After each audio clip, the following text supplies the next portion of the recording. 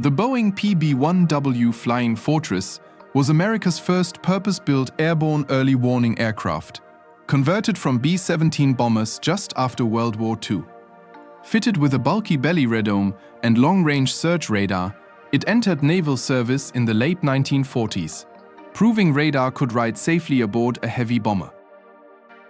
The Grumman TBM-3W Avenger grew from the wartime torpedo bomber into the first production airborne early warning aircraft, entering Navy service in 1945. Its underslung radome carried a powerful search radar, letting a single aircrew spot low-flying raiders that shipboard radar could never see. The Grumman AF-2W Guardian paired with its submarine hunting sister ship to give post-war carriers dedicated radar coverage. Powered by a single piston engine and carrying a broad belly radome, it served the United States Navy through the early 1950s, before newer designs took over the early warning mission. The Douglas AD-3W Skyraider adapted the rugged attack aircraft into an early warning platform, fitted with a large under-fuselage radome and a two-man radar crew riding behind the pilot. It flew from United States Navy carrier decks through the early 1950s, bridging the gap before dedicated radar aircraft arrived. The Douglas AD-4W Skyraider refined the earlier Skyraider conversion with improved radar and avionics, becoming the definitive early warning Skyraider variant. Around 50 examples also equipped Britain's Royal Navy, giving the fleet an affordable early warning capability throughout the 1950s before helicopters took over. The Douglas AD-5W Skyraider, later redesignated EA-1E, widened the Skyraider's fuselage to seat a larger radar crew alongside improved electronics. It served United States Navy carrier air wings into the Vietnam War era, providing airborne radar coverage long after most piston engine attack aircraft had retired. The Lockheed WV-2 Warning Star carried the United States Navy's Cold War radar picket mission far out over open ocean. Its Constellation airliner airframe packed with search radar and a large crew of operators. Squadrons flew endurance patrols for hours at a time, watching for Soviet bombers approaching from the north. The Lockheed EC-121D Warning Star extended the Air Defense Command's radar fence far beyond the coastline, with 72 examples built for the United States Air Force. Flying continuous barrier patrols through the 1950s and beyond, it remained in reserve service until finally retired in 1978. The Goodyear ZP-2N1W airship, later renamed ZPG-2W, and finally EZ-1B, proved that a helium-filled blimp could carry powerful early warning radar. 3 of these airships patrolled Atlantic approaches through the 1950s, offering endurance that fixed-wing aircraft simply could not match. The Goodyear ZPG-3W was the largest non-rigid airship ever built for military service, its huge envelope hiding a powerful search radar antenna inside rather than beneath the hull. 4 of these giants patrolled North Atlantic radar gaps from 1958 until budget cuts ended American airship operations in 1962. The Grumman E-1 Tracer replaced earlier piston-engine radar aircraft aboard United States Navy carriers, built on the twin-engine tracker airframe with distinctive twin tail fins supporting its radar mission. It served the fleet from 1954 until the more capable Hawkeye took over carrier early warning duties a decade later. The Grumman E-2 Hawkeye has served as the United States Navy's carrier-based eyes in the sky since 1964, easily recognized by its rotating radar dome mounted above the fuselage. Beyond America, the type flies with the air forces and navies of France, Japan, Egypt, Taiwan, and Singapore, remaining in production today. The Boeing E-3 Sentry defined modern airborne warning and control when it entered United States Air Force service in 1977. Its rotating radar dome scanning hundreds of miles ahead. Britain, France, Saudi Arabia, and NA to all operate their own Sentry fleets, coordinating friendly aircraft across entire theaters. The Lockheed P-3 Orion early warning variant adapted the maritime patrol aircraft with a Hawkeye-derived radar system, giving several operators extended endurance surveillance without a dedicated new airframe. The United States Customs Service and later the Coast Guard flew these radar Orions for counter-narcotics and homeland missions. The Lockheed EC-130V Hercules paired a single Coast Guard transport airframe with the Hawkeye's rotating radar dome, first flying in 1991 as a proof of concept. It flew real search and rescue missions before budget cuts ended the program, later passing to the Air Force for further radar testing.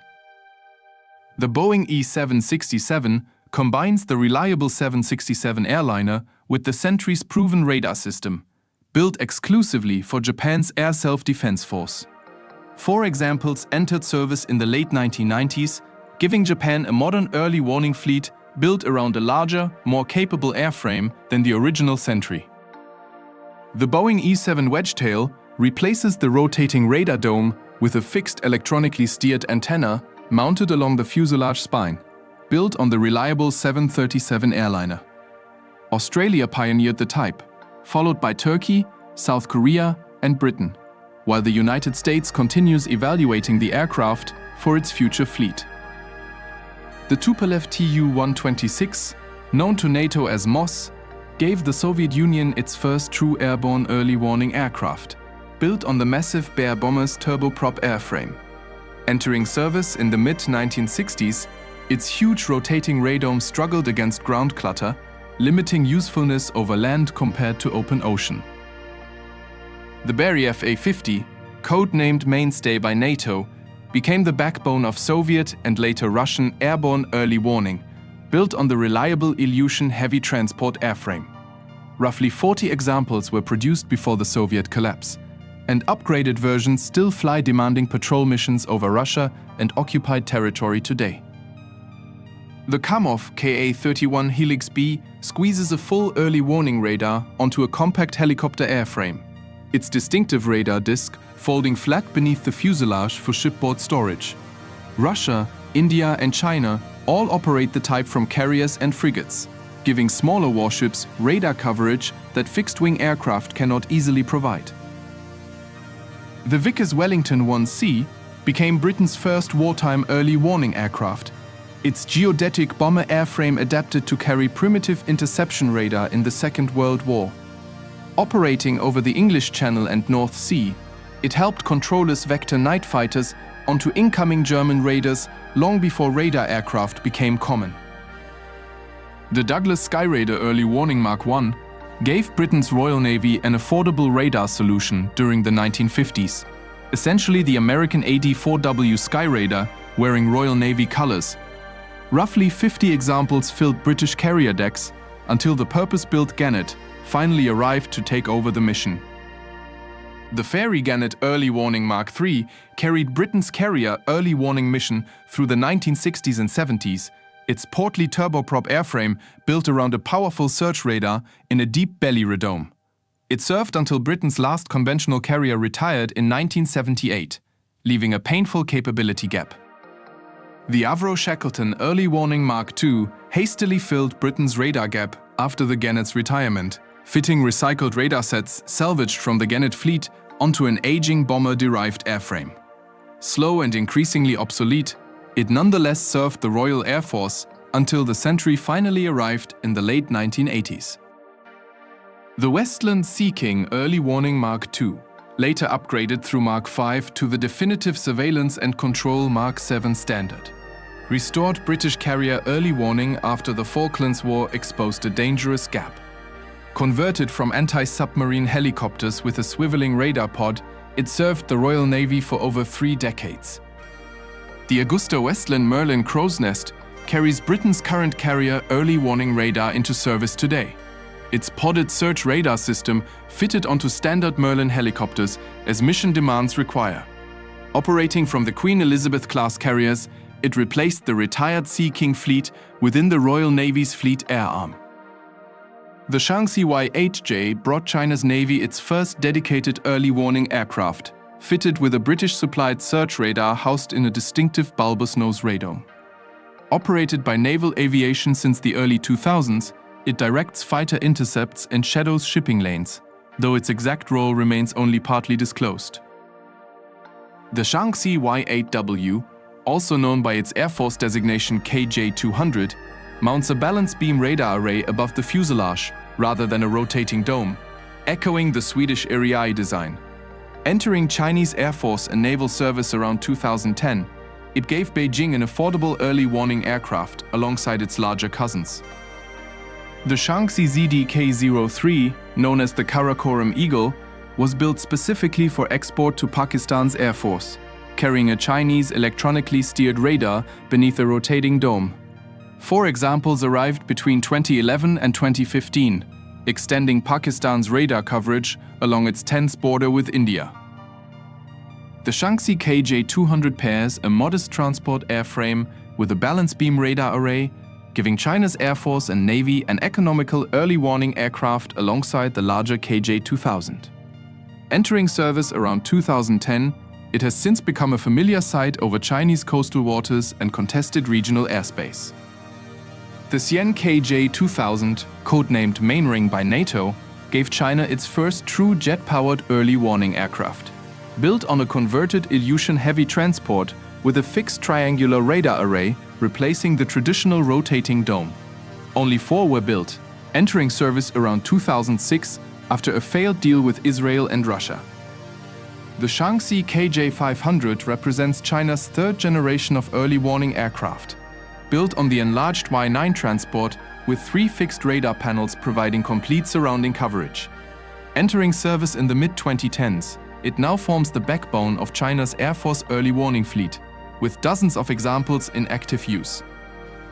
The Xian KJ-600 finally gives China's Navy a proper carrier-based early warning aircraft. Its twin turboprop design and rotating radar dome closely echoing the American Hawkeye. First flown in 2020, it now operates from the electromagnetic catapults of the carrier Fujian, closing a long-standing gap in Chinese naval air power. The Saab 340 early warning aircraft, known in Swedish service as the Argus, mounts the distinctive ARIA radar as a flat rectangular beam above the fuselage rather than a rotating dome. Sweden, Pakistan, Thailand, and the United Arab Emirates all operate versions of this compact, cost-effective early warning turboprop. The Saab 2000 early warning aircraft scales up the ARIA radar concept onto a faster, longer-range turboprop airliner, offering greater speed and endurance than its smaller 340 cousin. Pakistan and Sweden both operate this stretched variant, extending patrol time along sensitive borders and coastlines. The Saab GlobalEye combines early warning radar with maritime patrol and signals intelligence on a single business jet airframe, giving operators a genuinely multi-role surveillance platform. The United Arab Emirates became the launch customer, with Sweden and more recently Canada also selecting the type for their future radar fleets. The Boeing 707 Falcon mounts an Israeli-developed electronically steered radar system inside a distinctive nose radome, rather than a rotating dome, quietly replacing Israel's retired Hawkeye fleet in the 1990s. Chile purchased its own example under the name Condor, the system's only confirmed export sale on this airframe. The Gulfstream G550 conformal early warning aircraft, known in Israeli service as ITAM, mounts flat radar panels along the fuselage sides and tail rather than a rotating dome, trading raw radar size for a business jet's speed and reach.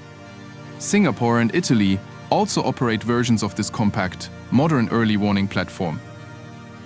The Embraer R99A, known in Air Force service as the E99, adapts the ERJ-145 regional jet with Swedish ARIA radar mounted above the fuselage.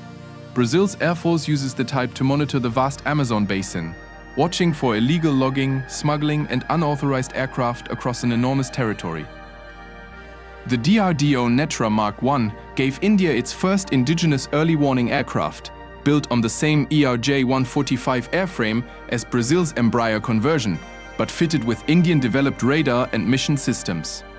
Entering service in the 2010s, it complements India's larger imported radar aircraft along contested northern borders. The Ilyushin Il-76, fitted with Israel's ELW-2090 Falcon radar, gives India's Air Force a long-range, high-endurance early warning platform. Its electronically steered antenna housed beneath a distinctive triangular fairing. 3 examples have served since 2009, forming the backbone of India's radar fleet. The Augusta Westland EH-101 early warning helicopter adapts the capable Merlin airframe with a radar system similar to Britain's Sea King conversions, giving Italy's Navy shipboard radar coverage without a fixed-wing aircraft. Operating from Italian carriers, it extends detection range for the fleet well beyond each ship's own sensors. The Baghdad-1 converted a standard Ilyushin Il-76 transport into an improvised early warning aircraft for Iraq's Air Force during the 1980s, mounting a fixed radar array in the aircraft's rear cargo ramp rather than a rotating dome. It offered Iraq crude but functional radar coverage during the long war with Iran.